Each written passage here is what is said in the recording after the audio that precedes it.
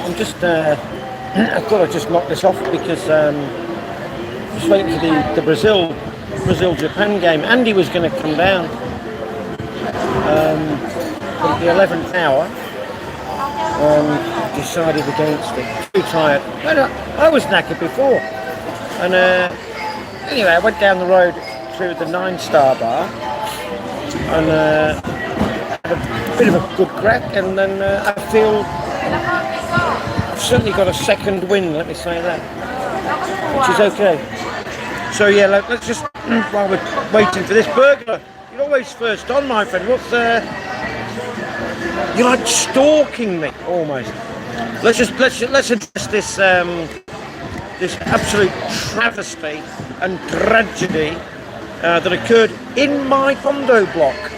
You might have seen a little short there. I did a bit of a reconstruction, minus the suitcase, minus the girl, minus the fat belly, minus the retardedness, minus the psychopathic intendency, minus all those things. Yeah, just a reconstruction.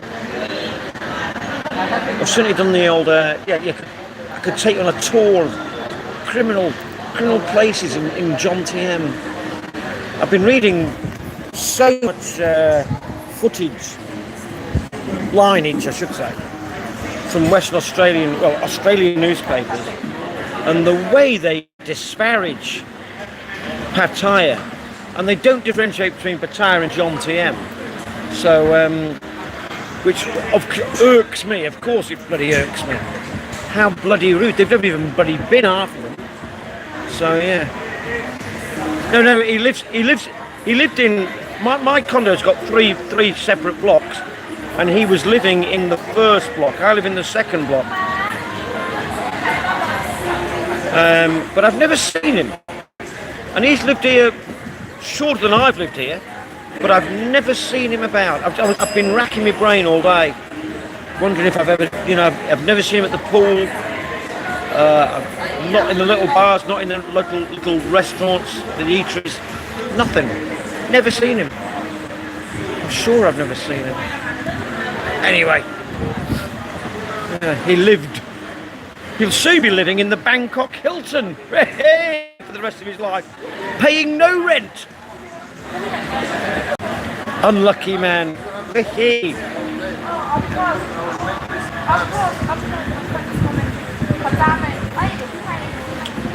No, it bloody was Steve. It wasn't me, Steve, but I've seen that video as well. That's very, very good, eh? That would never be me. Mickey? No, very funny. It crossed my mind, Steve, when I saw that, and I thought, have I been in that situation? Could it have been me? And the answer is yes, of course, it could have been. I made a video on Saturday, I believe.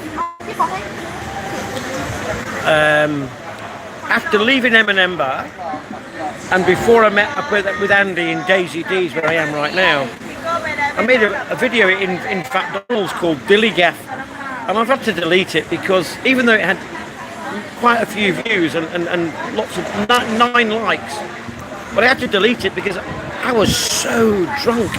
I don't get drunk, but I was pissed. Yeah. I seriously, I couldn't remember. I honestly couldn't remember. But when I played it back to me, so I thought, dear me, what an absolute twat. No, so I deleted it anyway. I apologise if you liked it, seeing me being abnormal. At least I don't stop people in suitcases.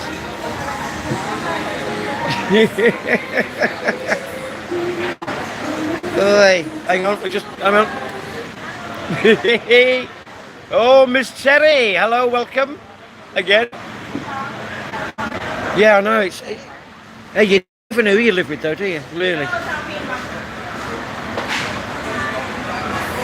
I mean, given what I've read about this guy being, I mean, he's obviously retarded, but as I read a comment on one particular thing, and somebody pointed out brilliantly, of course, psychological speaking.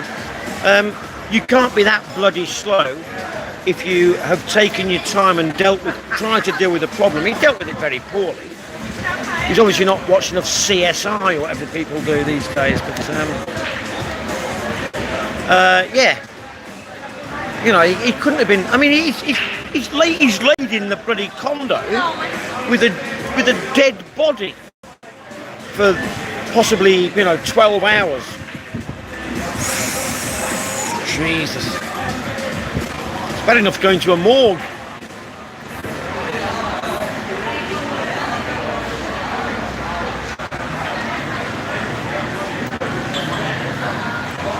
I don't think I've ever had a moustache. I've had a full beard with a moustache, but I've never had a moustache. I actually believe, and this is why I came out, it's why I tried to get Andy out, because I actually believe Japan might shock Brazil. I've been going through games at the 32. I mean, here's a question. How many of these games do you reckon will go to penalties? I mean, bloody hell, Canada last night, what, 2 minutes into extra time and they just snatched a goal out of nothing.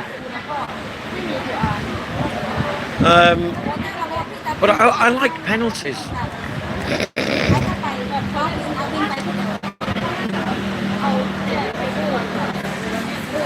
7-0. Japan aren't that bad. Surely to goodness, Japan aren't that bad.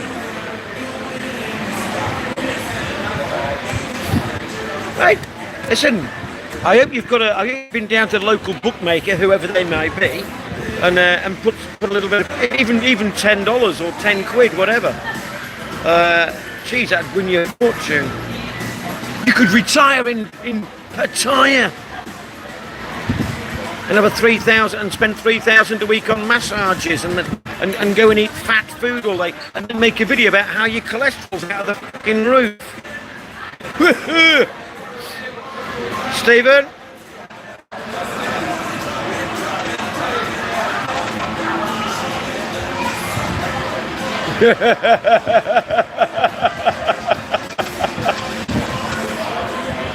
Ah, gosh. Let's see, there is... Jomtien and Pattaya are completely separate places. Please, come on.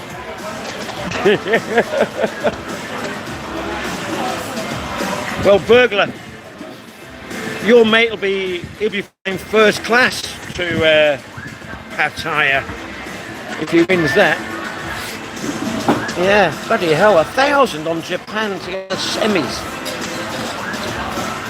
I was reading the, I think it might be the Daily Mail earlier today, and the way the pundits and the critiques, you know, when England play either Argentina, they dismiss people like Egypt, Australia. I mean, he used to say that Australia can't beat Argentina. It's the World Cup. Anything can happen. I don't believe England will beat Congo. I really do not believe England will beat the DR Congo. There you go. Stick that in your pipe and put 5 quid on it. And that's not because I don't like England. It's because I just simply believe that Congo will play better football and over 90 minutes will win the game.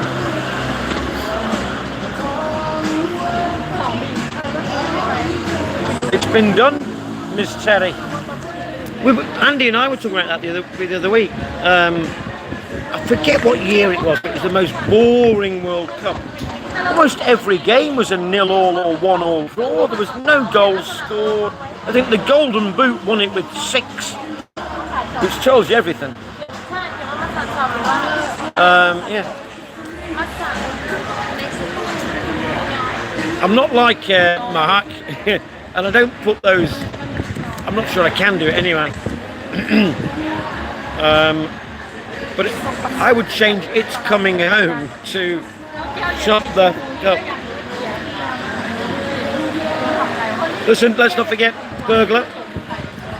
This is the first World Cup that I know when they've not had a World Cup song.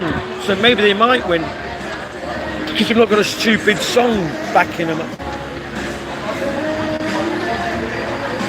Did you know that there was actually a World Cup song in 1966? Amazing.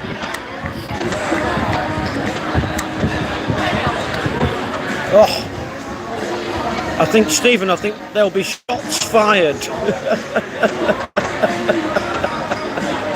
on the streets of Rio. Yeah.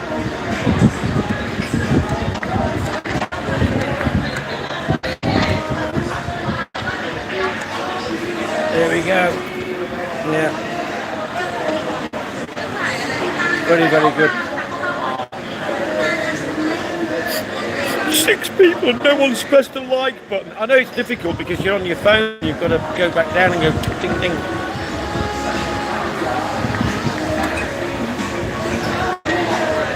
Absolutely. I see that Keir Starmer's under pressure again because they're not flying a flag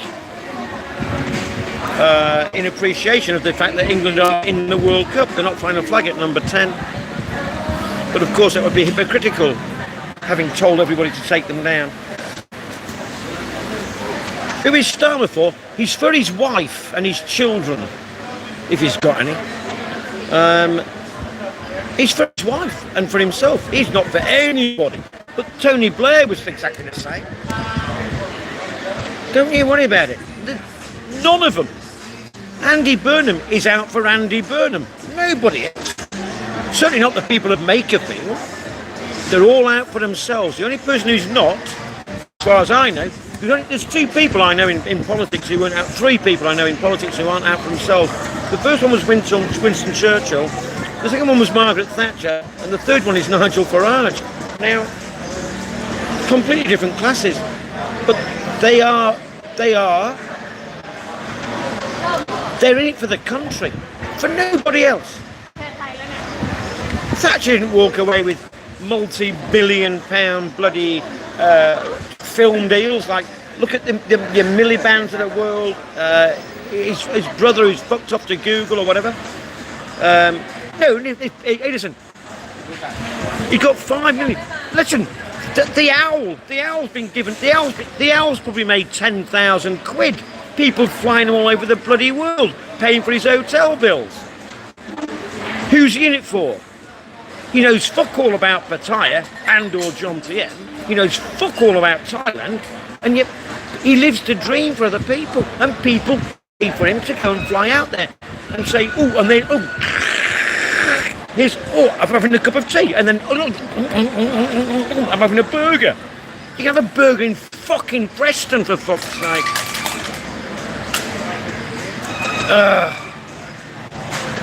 Rupert Lowe, listen. He had his arse put out. He had his arse put out of place in Reform, so he started another party that was even further right than. See, as far as I'm concerned, Reform is it's a perfectly situated on the right hand side of centrist politics. It's quite beautiful. Max, I told you on Saturday, 2 Saturdays ago, hey, I know you drew them, you know you don't follow it, but you drew them. It's a bloody good draw, mate. They could possibly win this. Yeah. A long time ago, Bill, there was the front page of The Guardian. Bear in mind, it's The Guardian. And I'm going back to about 1980. Wait, bear with me. Gosh, wait. Maybe 1986. And it was when Neil Kinnock was the Labour leader. And the front page of The Guardian had a big picture of Neil Kinnock's face, and the massive headlines said, "There's only one loony left." Brilliant play on words. It's fantastic. Check it out. There was only one loony left. Even they turned against him.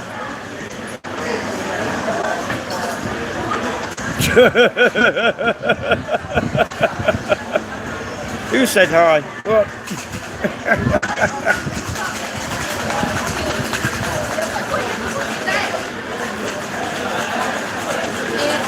Yeah. Do you know what? I last time I was in the UK I've gone to bury me dad. No, I've gone for my auntie's. I've gone for my auntie's funeral, and I was sitting in a bar in a nice little area in Altrincham. There, it's an outside place, and these young studenty type people were in there having a conversation, and I didn't interject. I politely introduced and got involved. And believe you me, they have simply got no argument above what it is that they believe is absolutely rigid. That's it. That is the truth, and that's no. Because I was told that by my professor. I was told that by the. I read it in a book. Dear me. Right, right. Oh, here we go. Sorry, that ran a little bit late. Right, enjoy the game, chaps, lasses. Take care. Later. Bye-bye.